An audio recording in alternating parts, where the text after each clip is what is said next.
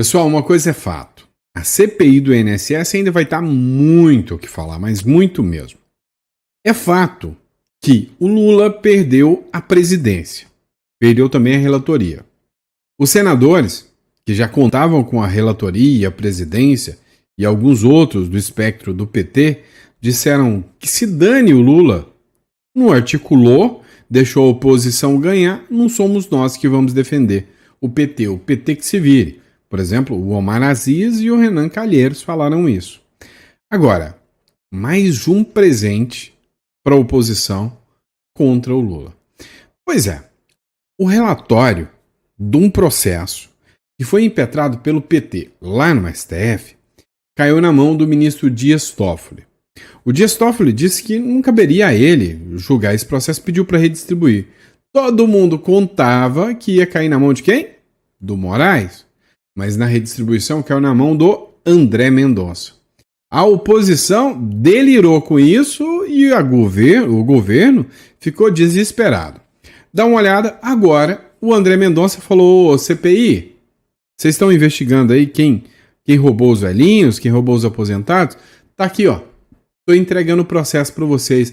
Vê o nome dos deputados e senadores que estão aí e me diz quem foi. Rapaz, não tá fácil não para eles. O André Mendonça libera investigações de fraudes no INSS para a CPMI do Congresso. O ministro do Supremo Tribunal Federal, que é o André Mendonça, ele anunciou que deve liberar acesso a investigações sobre fraudes do Instituto Nacional de Seguro Social para a Comissão Parlamentar de Inquérito, que investiga o caso no Congresso. A decisão foi comunicada após reunião com o presidente da CPMI, o senador Carlos Viana, que é do Podemos, de Minas Gerais, e o relator, deputado Alfredo Gaspar, que disse que não vai nem aceitar eles tirarem o irmão do Lula dali, não, querem ouvir todo mundo. Na quarta-feira, dia 27 de agosto, segundo os parlamentares, o STF compartilhará documentos que não sejam sigilosos e que não estejam sob investigação ativa da Polícia Federal, com o objetivo de tornar públicas as informações em até 2 meses. A redistribuição do caso para André Mendonça ocorreu após o Procurador-Geral da República, Paulo Gonet, questionar a relatoria anterior do ministro Dias Toffoli, que centralizava todas as investigações desde julho de 2025. Ou seja, resumindo aqui, vai ficar feio. Por quê? Porque esse processo do INSS, o Lula tentou jogar a responsabilidade para cima do Bolsonaro. Falou que a culpa era do Bolsonaro. Não convenceu. Com muito custo, conseguiram fazer a CPI do INSS. Conseguiram montar. O Lula achou que ia dominar a CPI e ia ter a diretoria, a presidência e o relator. Perdeu os dois. Achou que ia estar na mão do seu amigo, do Dias Toffoli. Ou amigo do pai, não sei. Do seu amigo, do Dias Toffoli. Mas perdeu. Foi pro Mendonça. Meu amigo, agora é só sentar e esperar para ver o estrago que a oposição vai fazer com essa relatoria na mão. Pode até não dar em nada, mas que vai revelar muita coisa para muita gente. Isso vai. Vai sim. Vamos lá. Eu lembro do Jamil Chad dizendo o seguinte: o Brasil precisava ser sabotado pelos diplomatas do Itamaraty porque o Bolsonaro envergonhava o Brasil. Agora, o Lula acaba de tomar mais um toco. Nem a esquerda do mundo está respeitando mais o Lula. Olha só, matéria do Pleno News. O México descarta realizar o Tratado de Livre Comércio com o Brasil. O governo do México descartou nesta quinta-feira a assinatura de um tratado de livre comércio com o Brasil, semelhante ao que mantém com os Estados Unidos. Afirmou que, no máximo, vai apostar num acordo de complementaridade com temas como comércio e acordos de cooperação com o Brasil. Ou seja, resumindo, o México não está nem um pouquinho disposto a comprar briga com os Estados Unidos para poder ajudar o Brasil. O jornal Metrópolis também discutiu isso aqui, né? O presidente do México disse que não pensa em acordo de livre comércio com o Brasil. Acompanha aqui a matéria comigo aqui, um trechinho, né, da fala aqui do ministro da Economia e da própria Sheinbaum, falando que não tem acordo nenhum. ¿Ha planteado la posibilidad de firmar un acuerdo comercial como el que se tiene con Estados Unidos y Canadá? foi pensado em firmar um acordo comercial com o Brasil como o que tem com os Estados Unidos e Canadá? No, no sería el objetivo. Objetivo, não, esse não é o objetivo. ¿Hay algún Tenemos acuerdos de complementariedad. Lo que haremos es tratar de actualizarlos. O máximo que a gente tem é acordo de complemento, né? Acordo complementar, e a gente só quer atualizar isso. Que se firmaron hace más de 20 años. Porque eles já foram firmados há mais de 20 anos. Pero no estamos planteándonos un acuerdo de libre comercio en este momento. Mas não estamos tentando um acordo de livre comércio nesse momento. Es un acuerdo de complementariedad. Brasil produce y tiene tecnología en ciertas áreas. É um acordo complementar, o Brasil produz e tem tecnologias em algumas áreas. Que le interesan a México y también nosotros tenemos desarrollo en ciertas áreas que le interesan a Brasil. E são áreas de tecnologia que interessam ao México, e o México também tem algumas tecnologias que interessam ao Brasil. Então vamos fazer alguns acordos complementares. Recuerden que se reunieron los empresarios, no solamente el vicepresidente de Brasil y Relaciones Exteriores, Economía, Energía, sino también hubo reunión entre empresarios para ver si... Mas foi um encontro que teve o vice-presidente do Brasil, que é o Alckmin, que é ministro também, né? E disse que foi um acordo entre empresários, para ver se pode haver alguma complementaridade. Pode haver alguma complementariedad. Y ahí pues vamos a hacer un resumen de las reuniones que se han tenido, los Depois a gente faz um resumo das reuniões que foram feitas. acuerdos que se pueden alcanzar, pero sí, en efecto, como bien dice el secretario de Economía, no estamos pensando en un acuerdo de libre comercio. Mas como disse bem o secretário, a gente não pensa de forma alguma num acordo de livre comércio entre Brasil e México. Ou seja, cara, o México, numa hora dessa, ele não quer ficar fazendo acordo de livre comércio com o Brasil. Não é interessante para ele, tá? Até porque vai ficar comprando briga agora, numa hora que eles estão fazendo acordo com os Estados Unidos, estão abrindo o mercado para os Estados Unidos, vai querer comprar briga agora? Vai nada, né? Ser besta. Essa aqui, vamos ver o que você acha dessa matéria aqui. A PGR, Procuradoria-Geral da República, que acabou de ser reconduzido, você deve estar sabendo que o Paulo Gonet, e aí teve uma matéria da Isto É que diz que, graças aos bons trabalhos para pegar o Bolsonaro, a PGR está muito bem, está em lua de mel com o governo Lula e o governo Lula reconduziu o Procurador-Geral da República. Pois é. Só que agora a Procuradoria-Geral da República se posicionou contra a presença de policiais no interior da casa do Bolsonaro. Olha isso, né? Diz que basta a segurança lá fora, lá dentro não precisa não. É muita dignidade que eles dão para o Bolsonaro mesmo. A Procuradoria-Geral da República afirmou nesta sexta-feira ao Supremo Tribunal Federal que não vê a necessidade de aumentar as condições de segurança no interior da casa do ex-presidente Jair Bolsonaro, que está cumprindo prisão domiciliar em Brasília. Em documento enviado ao STF, a Procuradoria-Geral da República avalia até que pode haver um aumento na fiscalização do cumprimento da prisão domiciliar com o monitoramento de câmaras da parte externa da residência, mas que não há necessidade de colocar agentes dentro, no interior da casa, como havia sugerido a Polícia Federal. Gonet afirmou que nesse momento é preciso buscar um equilíbrio entre a situação de Bolsonaro, que já é monitorado por tornozeleira eletrônica, e a Justiça, e, portanto, não vê razão para aplicar uma medida mais gravosa ao ex-presidente. Cara, isso só aconteceu porque teve uma pressão muito grande. Eram uníssonos entre advogados de direita e de esquerda, pelo menos os centrados, né? Não estou falando da esquerda radical, não. Porque a esquerda radical quer, mesmo os advogados da esquerda radical, querem paredão para o Bolsonaro, querem uma boa bala, uma boa pá, uma boa cova. É isso que eles querem. Agora, os advogados que são advogados de verdade disseram é um absurdo o que estão fazendo com o Bolsonaro. Mas por falar em Bolsonaro, parece que o Trump está doidinho para assistir, para ter um Netflix dele, chamado Julgamento de Bolsonaro. Dá uma olhada nessa matéria no centro da política. Acompanha no próximo bloco. Olha só, pessoal, no centro da política. Cada voto uma magnífica. O Trump deve aplicar a magnífica para cada ministro que votar pela condenação de Jair Bolsonaro. Acompanhe um trechinho dessa matéria. De Brasília, o Alex Guzmão nos chama porque os Estados Unidos estão preparando uma ofensiva contra ministros do Supremo Tribunal Federal. Conta pra gente que história é essa. Bom dia pra você, Alex.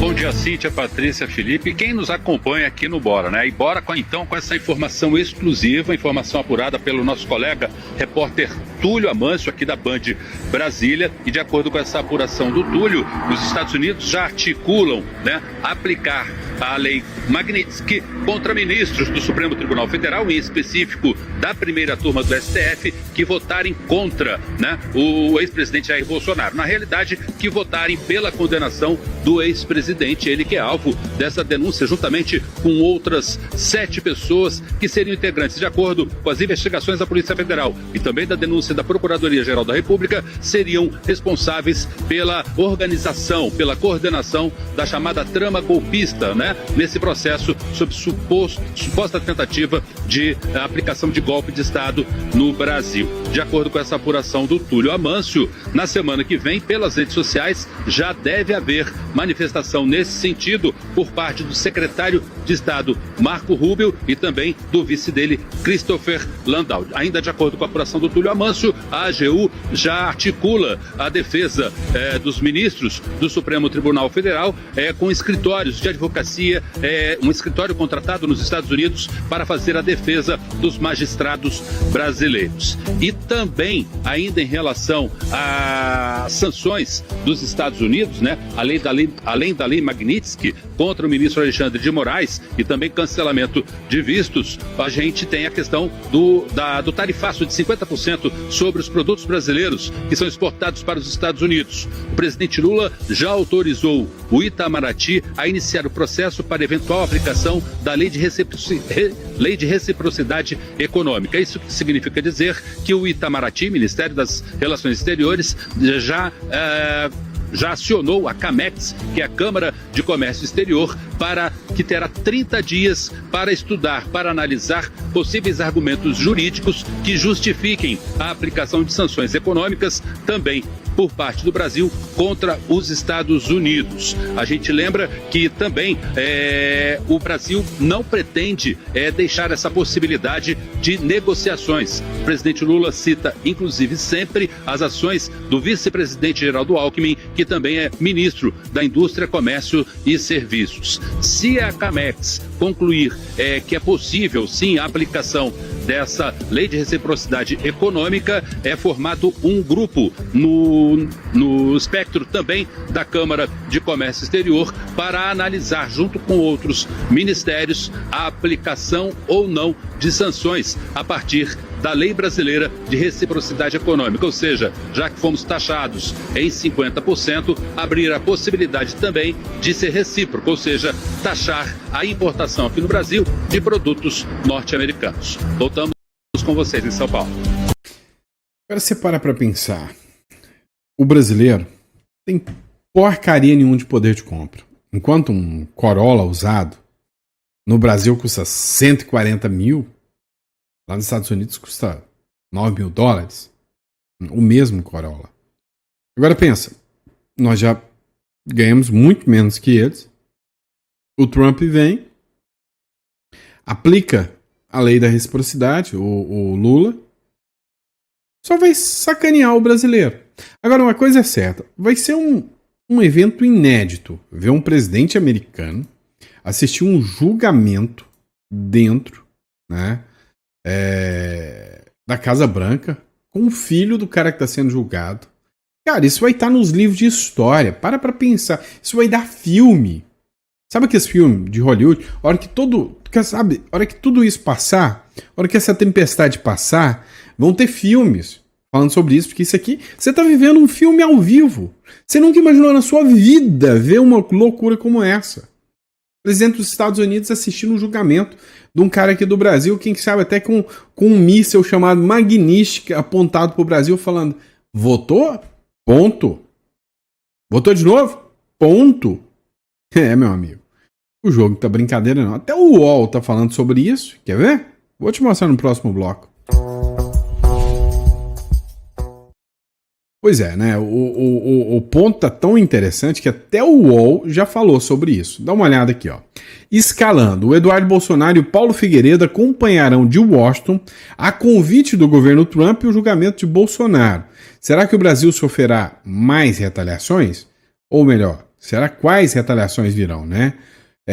Aqui está aqui o vídeo aqui, publicado pelo Vinícius Carrion, tá? Então, citando a fonte, o Vinícius Carrion. Dá uma olhada. Hoje eles me confirmaram, ambos, que virão a Washington durante o julgamento do Jair Bolsonaro. Na quarta-feira, portanto, já no segundo dia de julgamento, o Eduardo e o Figueiredo devem chegar a Washington. Segundo o Figueiredo, foi um convite da administração Trump.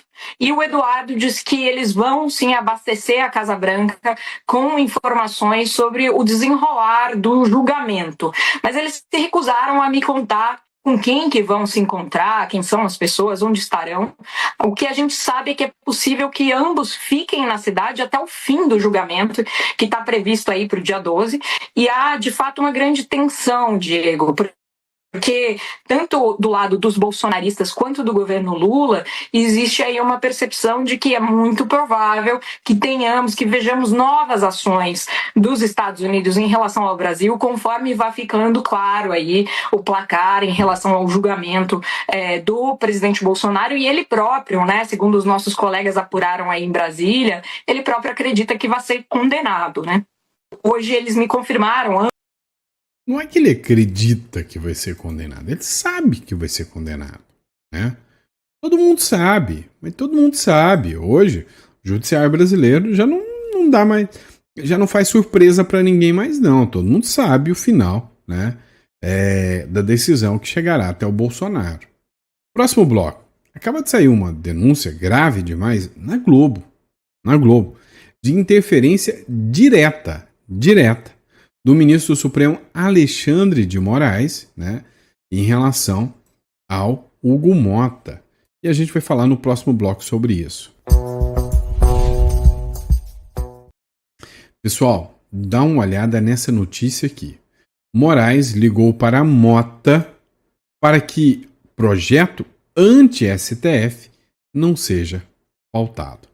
Dá uma olhada nessa matéria aqui e veja a interferência direta, como que funciona o jogo dentro de Brasília. Então, essa reunião de quarta-feira que ocorreu na residência oficial da presidência da Câmara foi muito tensa. Sadi, você sabe bem, apurou sobre essa reunião, vários momentos ali constrangedores. Inclusive, houve um momento em que o ministro Alexandre de Moraes entrou em contato com o Hugo Mota e questionou: que texto é esse que vocês estão querendo votar? Colocou o Hugo Mota contra a parede e depois o Hugo Mota se queixou com deputados de que estavam vazando esses textos para os ministros do Supremo Tribunal Federal. Então, o caldo entornou na Câmara dos Deputados, o clima é complicado, o momento é difícil e o Planalto com medo disso respingar na votação do imposto de renda. Agora, antes de devolver para você, Sadi, o último diagnóstico do governo é que o Hugo Mota está completamente perdido nesse momento, que ele não está sabendo mediar, administrar as pressões à direita e à esquerda. Também é um diagnóstico muito presente ali entre deputados, entre líderes na Câmara dos Deputados, e também o entendimento de que o entorno do Mota, os líderes ali do Centrão, que estão mais próximos do presidente da casa, também não tem estofo, não tem densidade política e estratégica, né? Não tem estratégia ali no dia a dia da Câmara dos Deputados para auxiliar o Hugo Mota. Então, essa situação toda, claro, acaba preocupando o governo. Volto contigo.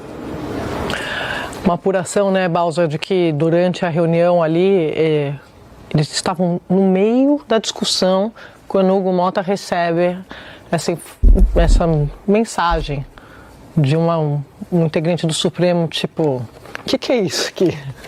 E aí ele sai cobrando ali quem ele achou que vazou. Então, vazamento na hora, ao vivo e a cores. Mas o que me impressiona é o motivo da irritação é o vazamento, não é o conteúdo. É o teor do vazado. Mas e quem passou, não é o texto. Eles não ficam chocados com o que eles estão discutindo. Estou falando de todos, tá? Não estou falando do presidente da casa. Todos os parlamentares que defendem esse texto deveriam estar constrangidos por estarem defendendo isso. Mas eles não estão. Pelo contrário, eles querem arrumar alguém para assinar. Constrangido deveria estar a Sadi aqui em falar que, nossa, eles ficaram assustados com o vazamento. Não. O mais grave disso aqui é um integrante do Supremo Tribunal Federal ligar para exercer pressão direta contra um integrante do Congresso Nacional. Isso aqui é que é a verdadeira aberração. É isso aqui que é o verdadeiro absurdo. É o integrante, né, do Congresso sendo coagido por um ministro. O que você está votando aí? Lembrou do que você tem aqui comigo? Nossa.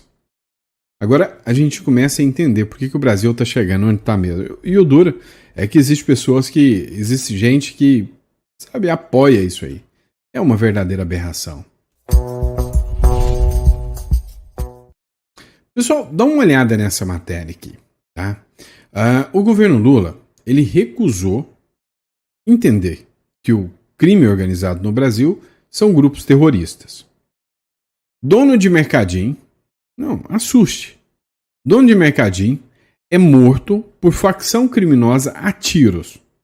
200 metros de onde o dono de espetinho foi assassinado por não pagar taxa ao crime organizado.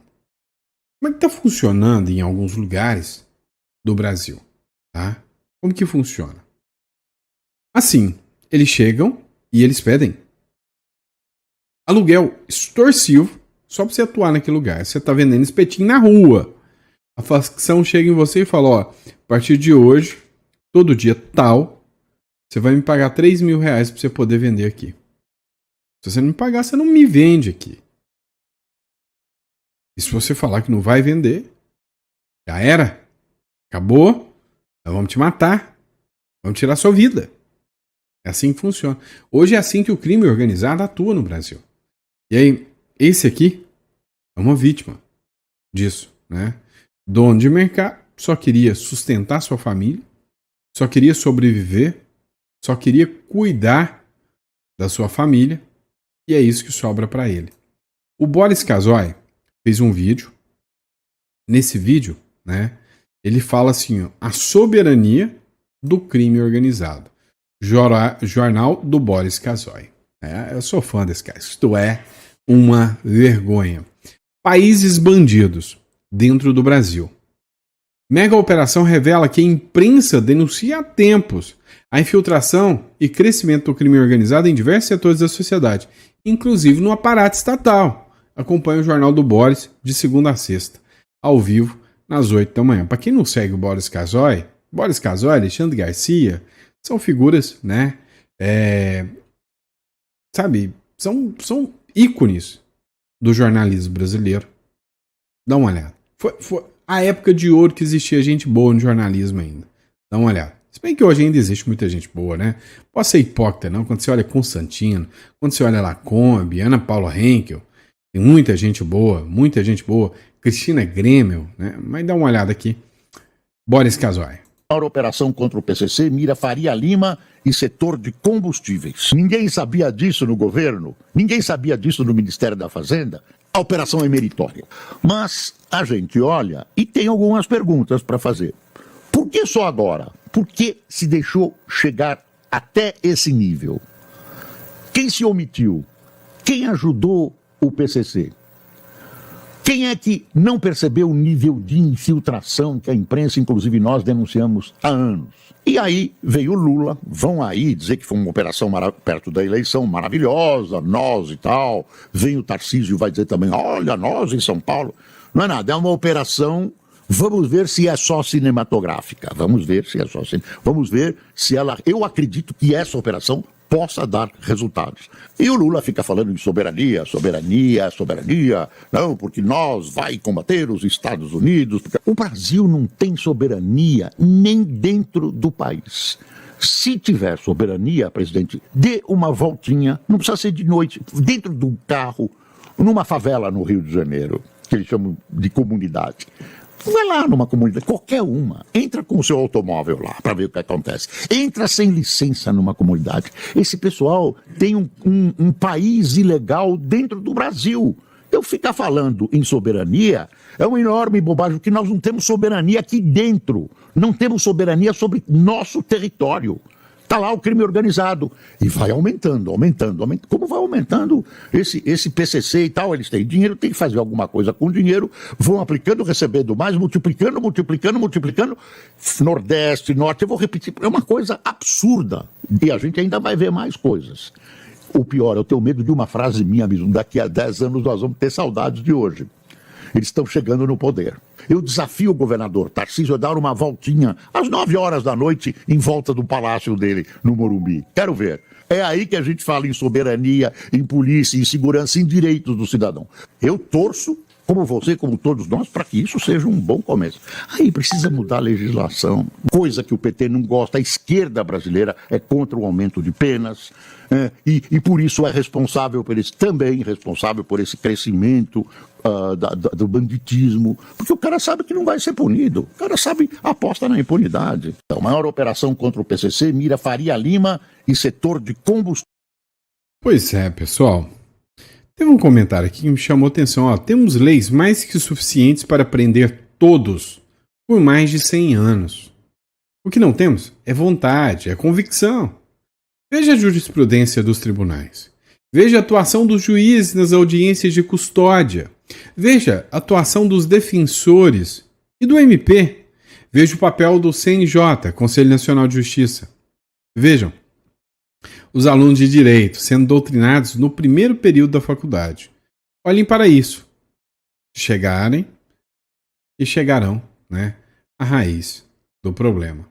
É literalmente isso. Hoje, lá na faculdade, o professor está lá para te ensinar, né, que o bandido é uma vítima da sociedade. E hoje eu tenho vergonha, né, do curso de Direito que eu fiz, porque, sinceramente, nada mais daquilo que eu aprendi se aplica. E aquilo que eu aprendi de bom, que eu queria aplicar, hoje não tem segmento mais. Igual eu trabalho com empresas, né? Eu sou... minha especialidade é holding, offshore. Aí você vai fazer um trabalho desse e de repente você vê que não existe. Sociedade limitada, tudo é desconsideração da personalidade. Então, assim, não tem mais razão de ser, sabe? É vergonhoso. Olha aqui, PF não sabe se foragidos da mega operação contra o PCC já estão ou fora do Brasil.